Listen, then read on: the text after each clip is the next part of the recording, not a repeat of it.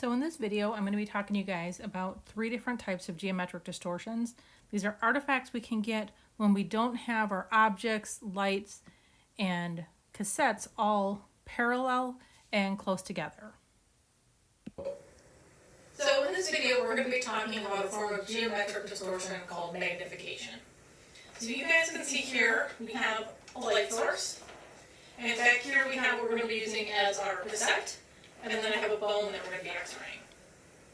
So what happens with magnification is that our film object distance is going to increase.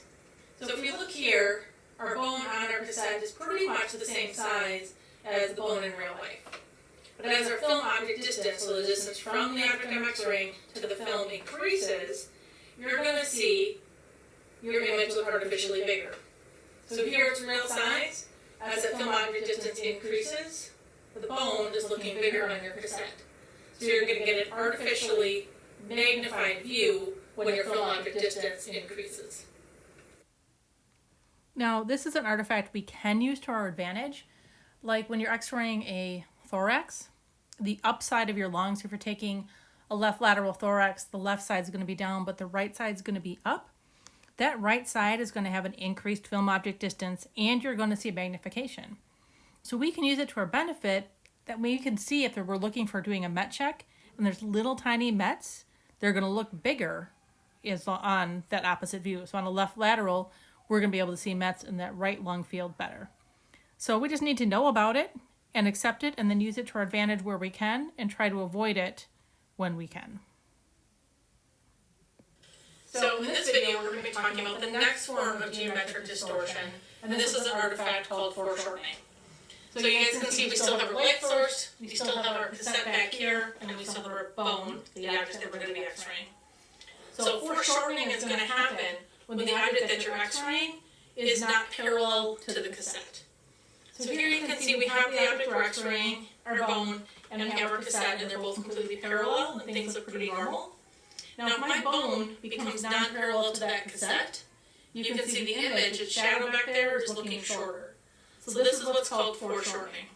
As my object is no longer parallel to the cassette, it looks foreshortened on our image.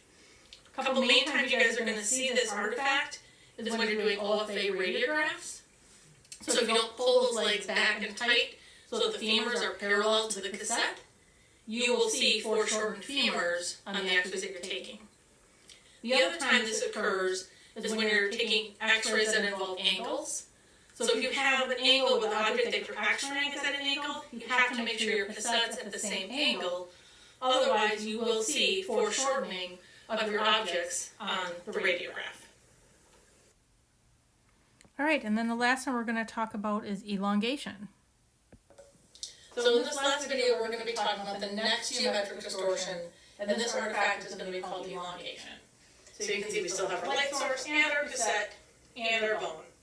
So elongation is going to occur when our light source is not parallel to our cassette. So when they're parallel, it looks like this, everything looks fairly normal. Now if our light source becomes no longer parallel to our cassette, you guys are going to see elongation start occurring on the far side away from me. So now that the light source is no longer parallel to our cassette, we have elongation occurring. All right, and those are the 3 main ones you guys need to know about. I took some static images over here so you guys can see things are all normal. Lights and cassettes are parallel. Bone is close to the cassette. Here you can see what's happening with magnification as that film object distance got too great. Up here you can see what's happening with foreshortening where the object and cassette were not parallel to each other. And on the bottom one I have for you guys what elongation looked like where the light and cassette were not parallel.